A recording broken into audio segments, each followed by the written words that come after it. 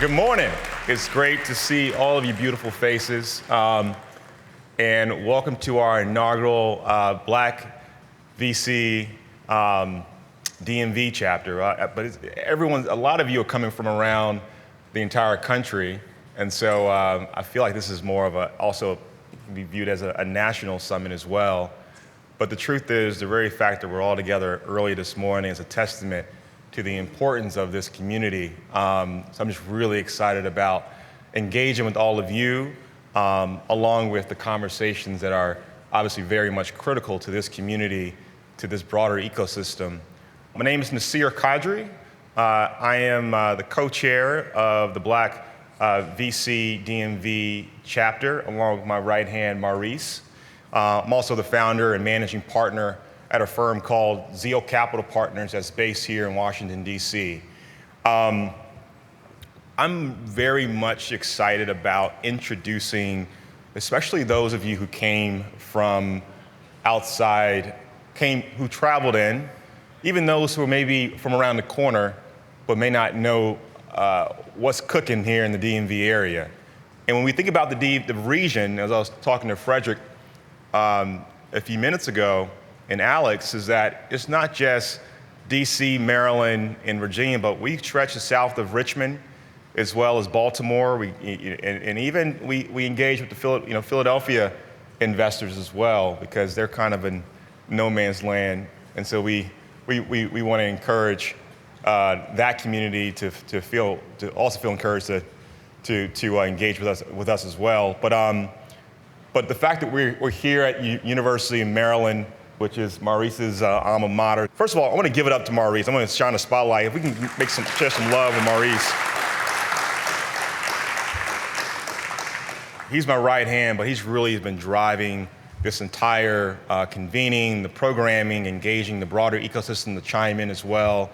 And so, brother, I just can't thank you enough for stepping up, and your leadership is just admirable and so important. So thank you.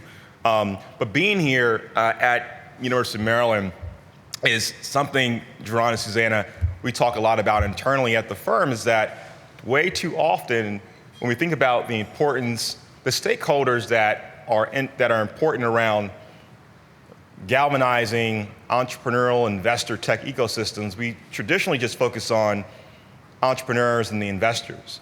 And I truly believe that if entrepreneurs, our work, are truly going to be the change agents of our country, for the world for that matter, then it has to include everyone, not just stakeholders and entrepreneurs. And so I think about academia, the role that academia plays. I think about the role that think tanks play all up and down Mass Ave. We have a great partnership with Brookings, which is a great example.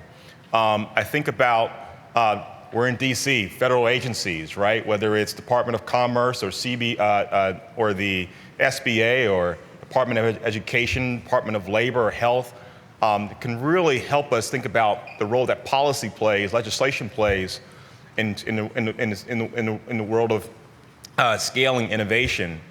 Also think about Capitol Hill, and no matter what side you sit on, a more welcoming White House. And so I'm really excited to introduce to all of you the competitive advantage that the DMV the investor ecosystem has, that nothing against other ecosystems. Love y'all. I think you will continue to be the innovation capital of the world for that matter. But it's I'm from Atlanta. Andre 3000 often says the South has something to say. DMV also has something to say as from a venture capital ecosystem. So I'm really excited to introduce you to a lot of the stakeholders, not just investors, but the bankers and those in legal, and those that also are the backbone of the venture business to truly to catapult and support the entrepreneurs and of course venture capitalists. And so the last thing I'll add is that a bit of a blind spot for me is that over the past 3 years, and Stephanie, close friend of mine, Thomas, often reminds me that we're in this Renaissance era, right? The number of particularly Black venture capitalists, Black firms that have been ideated and now in full execution mode over the past 3 years, particularly in the DMV area. We're just south of $2 billion in assets under management collectively. That is an amazing statistic, and so many of you are in this room. So I just want to just show love. If we can just like give love around like that number, and how much for sure that's going to increase, especially as those companies go off to do well, and you see liquidity events and more funds, pools of capital being raised. But all that to say, thank you. I encourage all of you to show up, be present, ask questions, lean in. As a lot of us, obviously, we're inquisitive. We want to see this organization succeed. And so we also ask you for feedback as we think about post-mortem after this convening. And then the other is be inquisitive around the ecosystem. For those of you who are coming from LA and San Francisco, San Diego, middle of the country, let's see what comes out of this, whether it's co-investment opportunities, limited partnership opportunities. Some of you are entrepreneurs. Let me highlight that. Not all of you here are investors. So it's exciting to see introduce yourselves to have a diverse cap table. And so just really excited in terms of the conversation and the lessons learned that was going to come out of this convening. So again, I'm excited. Thank you all for showing up. You could have been somewhere else, but instead you decided to spend your morning, your day, your Thursday with us. And so for that, thank you. I'm going to turn over to my right hand, Maurice, to share more about today. Maurice Boissiere. I'm at a firm called Data Tribe, which is a seed stage cybersecurity firm. With a clicker. So today is sort of a content-rich day. We're going to come at you with lots of panels, but the goal of the day is really about networking. It's really about community, right? So I challenge everybody to walk away with 3 new contacts that they didn't have before they walked in here that you can follow up with, and follow with at least one of those people before the quarter's out. So I'm a big OKR person. So that's your assignment, to meet 3 new people. They don't have to be a founder, venture capitalist, a banker, a lawyer. It doesn't matter. Just meet 3 new people because that's how the community is built. Sort of the way it all got started, I'll just kind of share a little backstory. So back in 2020 during the pandemic, literally the week before we all kind of got sent home, I was at RSA, which is a cybersecurity conference, and went to a happy hour, and I met a brother named Fred Groce there. Fred and, I don't know, a couple other, it was like a room full of 5 black VCs, which was rare to begin with. And Fred told me about this thing that they were doing called Black VC. Check that. Months later, the pandemic hit. We were having like these online virtual sessions with some black founders in the DMV, and we said, let's have a session on raising capital. I knew 2 other black VCs in DC. I said, hey, Phil Bronner, and I can't remember who the other person was. And Phil was like, you should invite Olin, and you should invite Dave. I'm like, I don't know them. So then they showed up. We had these black VCs on the phone, and we were like, we should get together more often. And so I made a phone call to Fred and said, hey, that thing you guys are doing, what about a DC chapter? And Fred was like, I'm in. I think you had New York, Chicago, and San Francisco and LA at the time. So we got in just before Atlanta, but we started the chapter. And so we went from 6 VCs to an inaugural call that had 48 people on it. And we're like, who knew? It's funny when you start looking how you find stuff. So that was great growth.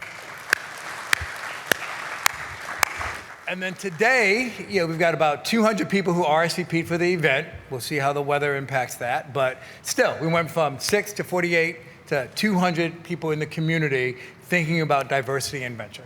And so it just gets better from here. Like once you focus on something, it builds. So I was going to tell folks a little bit about Black VC, but I'm going to ask Fred to come up and just share the origin story, a little about yourself, and whatever you want to share. All right. Well, first of all, thank you all for being here. This is not prepared remarks, but I do want to sort of build on what Maurice and Nasir have been saying already here. which is, the story of this chapter is really at the core of what Black VC is all about, right? Which is this notion that we can connect as peers and start to work together to find out how one network begets another network and starts to grow and builds a snowballing effect where we as a community build our own, quote unquote tech mafia to support one another to be successful ultimately and fight this mentality that sometimes gets built or talked about in the Black community around crabs in a barrel. And this room right here is the very manifestation and representation of everything that Sydney Sykes, my co-founder, and I wanted Black VC to be when we met and talked about the idea of this organization seven, almost 8 years ago now. And it's just been a joy and one of the most exciting things for me to see this chapter particularly build, execute, and break down every door that could be in their way to grow fundamentally. I remember when Mo called me to talk about the DMV chapter, it was the first time we were thinking about expanding outside of what we would have traditionally thought of as venture core markets, right? Ecosystems where you had historically tons of capital, exits, existing community members, but it was at a time when venture itself was evolving, right? It wasn't going to be the Silicon Valley game anymore. It was going to be about a national execution and strategy as every industry was continuing to see innovation fundamentally happening. And it was this question of how do we make sure folks that look like us fundamentally are part of that innovation curve and get to enjoy the wealth that comes with, at the end of the day, the upside of the businesses we're backing at the end of the day and the founders we're backing. How do we make sure that founders that look like all of us, the problems that impact different communities, different ecosystems, that they're able to get capital themselves as well, especially in an ecosystem where networks are at the core of the way things are done. And look at you all. This is exactly what this is about. This is how we build and we grow together ultimately. And so I want to pause and real quick give another round of applause to not just Maurice and Nasir, but all of you and all the volunteers and the folks that have showed up, because this isn't possible unless you are all showing up. So I want to give all of you an applause real quick.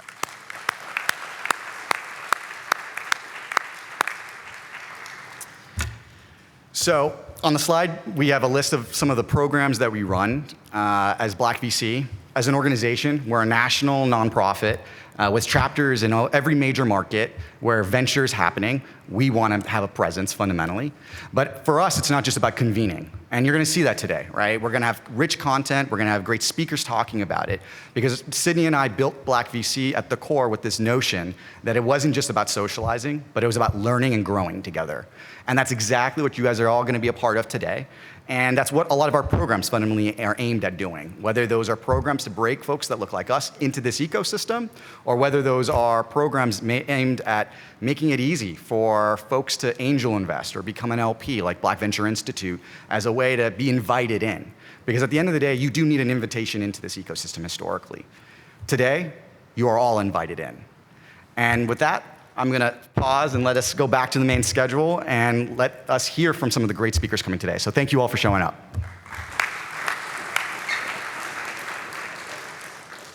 I like to tell Fred, look what you started, man. Look what you started.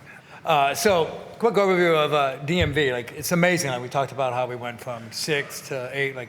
There are, I think the stat we saw was 30 or so firms that have a Black professional either running it or working there. These are just a pretty good representation of the firms that include folks that are based here like Zeal down to Mac Capital, which is LA, but Adrian Finty goes back and forth, so we consider him local. And then we also have a number of folks who are from DMV but are VCs elsewhere, like Solomon Haku, who's in here somewhere, who's out in LA, but he's from the area.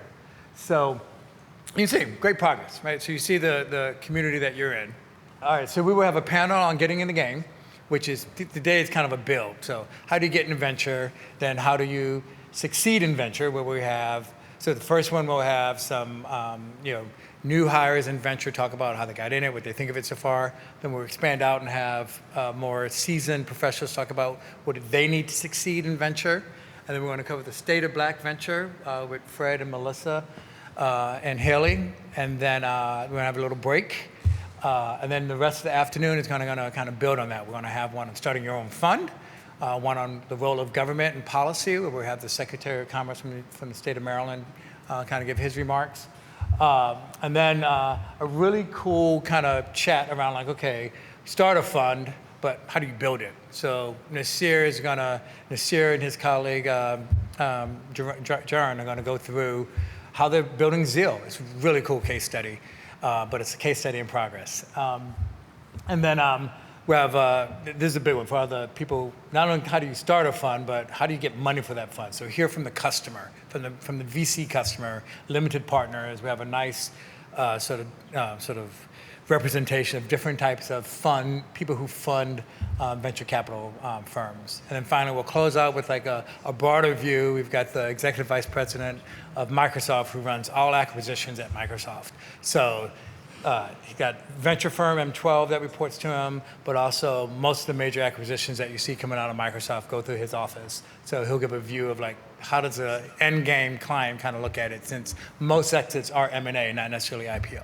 So that's the day, and then hopefully you'll be able to stick around and kick it. Short walk over to the Rig Center where we'll have a happy hour, and just, again, meet 3 people who you didn't know today and follow up with them. So, yeah, none of this would not be possible without our sponsors. And so is Tolu in the building? I thought I'll see. Yes, thank you, Tolu, for stepping up. PacWest, our premier sponsor, gold sponsor, title sponsor. Hey, you wave your hand or stand up. Thank you. Let's give her a round of applause. And is Connor here as well? Connor, there you go. Connor as well. Thank you so much, brother. Appreciate you both. And of course, Cooley, TechGo, a lot of venture firms, we all stepped up and we felt we wanted to invest. Data Tribe as well, the Marathon Fund, Brown, Rutnick, Cooley, Shulman and Rogers. And as I mentioned, a lot of the venture funds, 1863, Ardent Partners, Conscious Venture Partners. Is Alex in the building from Cooley? Thank you, brother, for stepping up as well. All right, let's go ahead and get started.